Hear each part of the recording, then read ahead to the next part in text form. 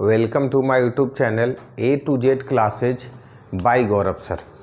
हम लोग 5 चैप्टर ख़त्म कर चुके हैं। पॉलिटिकल साइंस 12th क्लास का बुक है इंडिया के पॉलिटिक्स का। 6 चैप्टर में आज हैं और चैप्टर में पहले ओवरव्यू दे देता हूँ, पढ़ेंगे क्या क्या। तो हम लोग लास्ट क्लास में देख चुके थे 1971 का इलेक्शन इंदिरा जी अपना बल पे जीत चुकी थी और लैंडस्लाइड विक्ट्री थी। ऐसा नहीं कि जैसे तैसे मेजोरिटी आए, अच्छा खासा सीट, अच्छा खासा वोट परसेंटेज। तो उसके बाद थोड़ा सा बता दूं कि एक तो bye political point of view से वो सुपर वीमेन हो गई। 1971 में हम लोग इस चैप्टर में देखेंगे बांग्लादेश में क्या हो गया। बांग्लादेश आज का जो है वहाँ पे हो गया सिविल वार। तो पाकिस्तान के साथ मेरा युद्ध हो गया। 14 दिन के अंदर पाकिस्तान को पूरी तरह से धूल चटा दिए। अब इंदिरा जी सुपर वीमेन हो गई और समझ सकते हो। तो एक तरफ से बोल सकते हो जब भी डेमोक्रेसी में कोई भी इंसान देश बन जाए, means Indira is India, India is Indira, तो कुछ न कुछ दिक्कत होगी। वो दिक्कत हम देखेंगे क्या, तो डेमोक्रेटिक क्राइसिस आने लगे इंडिया में। ठीक है, वही लिखा हुआ भी है, crisis of democratic order. Democracy का जो ऑर्डर था उसमें क्राइसिस आने लग गया। प्लस में जो इंस्टीट्यूशनल बैलेंस हमारा कॉन्स्टिट्यूशन में बनाया गया है, तो किसके किस में बैलेंस बनाया गया है दोस्त, तो judiciary, legislative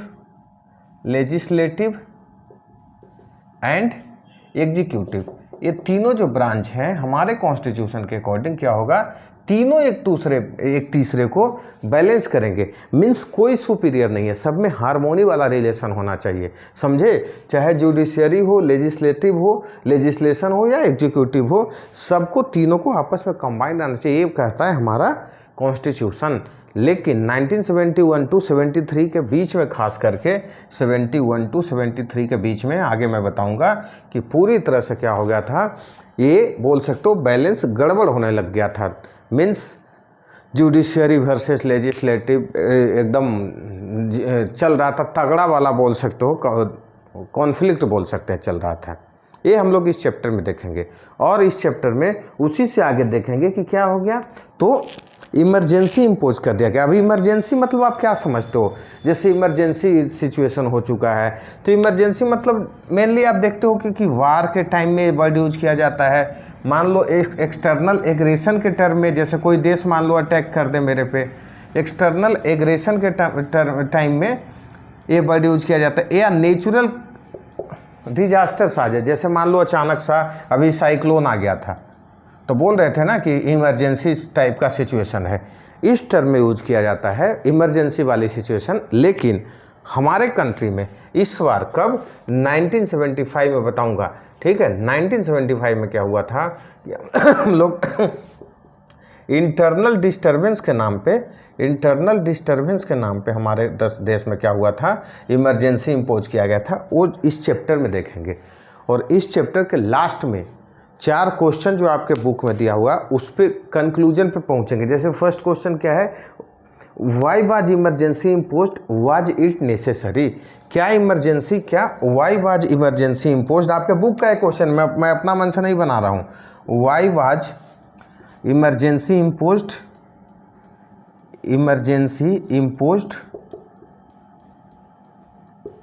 was it necessary,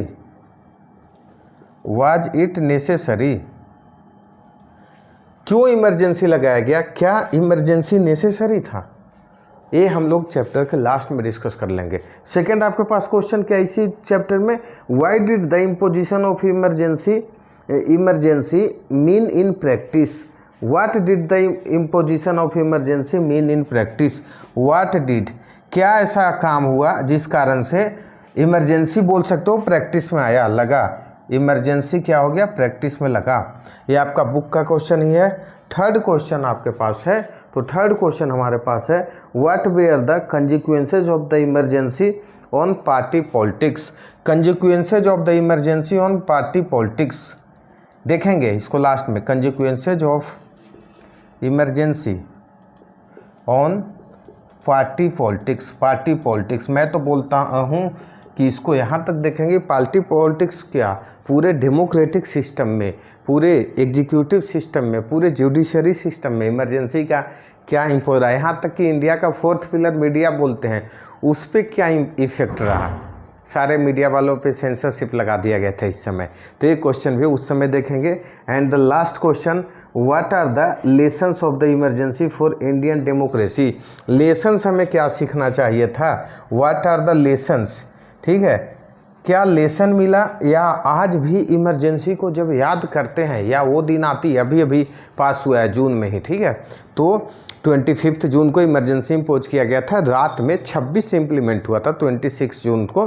तो आज भी जब याद आता है तो हम उससे क्या सीखते हैं कि भाई सबसे पहला तो यही सीखते हैं, मेरा पर्सनल ओपिनियन है कि कभी भी किसी इंसान को क्या हो जाए, पार्टी से ऊपर मत बना दो, देश से ऊपर मत बना दो। जैसे आज मान लो करेंट गवर्नमेंट है मोदी जी, तो ऐसा नहीं कि मोदी जी देश हो गए या बीजेपी देश हो गई, क्रिटिसिज्म होनी चाहिए, हैवी क्रिटिसिज्म होनी चाहिए, मतलब हेल्दी, फालतू नहीं कि इसलिए क्रिटिसाइज करता है, मैं भी करता हूँ लेकिन हर इशू पे नहीं करता हूँ, जो चीज़ें अच्छी हैं वो करता हूँ, क्योंकि यही वाला सिचुएशन फिर होती है, एक को आप जब देश बना दोगे, एक ही को पार्टी बना दोगे इंसान को, तो इम्पोज हो जाएगा इमरजेंसी, डेमोक्रेटिक वैल्यूज खतरे में आ जाएंगे, डेमोक्रेटिक इंस्टीट्यूशंस खतरे में आ जाएंगे, ठीक है।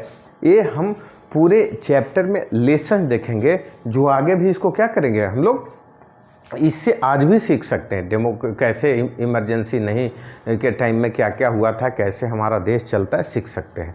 तो ये तो आपका ये वाला जब दिस चैप्टर या इन दिस चैप्टर ए वाले, मतलब ये चैप्टर में मोटा मोटी मैं बताया हूँ क्या क्या होता है, ठीक है। आइए बस आगे हम थोड़ा सा इमरजेंसी का बैकग्राउंड देख लेते हैं। ऐसे तो आप देखोगे कि बैकग्राउंड में क्या क्या चल रहा था, तो जैसे आपका चैप्टर का ही पहला ही टॉपिक क्या है, बैकग्राउंड टू इमरजेंसी। इसको डिटेल चैप्टर वाइज करूँगा, कब एक एक टॉपिक करके करेंगे, अभी थोड़ा सा सुन लो।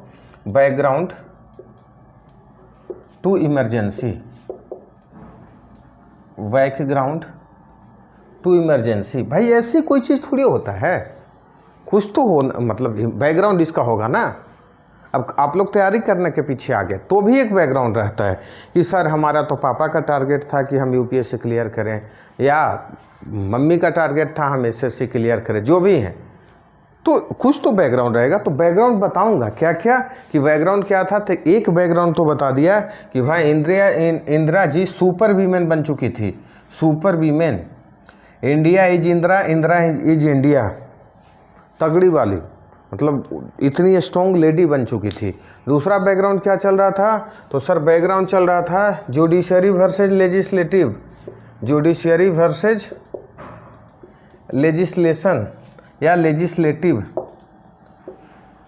देखेंगे हम लोग क्या क्या इश्यूज था और क्या क्या चल रहा था। और आप समझ जाओ क्या कि जब बता ही चुका था आपको इकोनॉमिक सिचुएशन,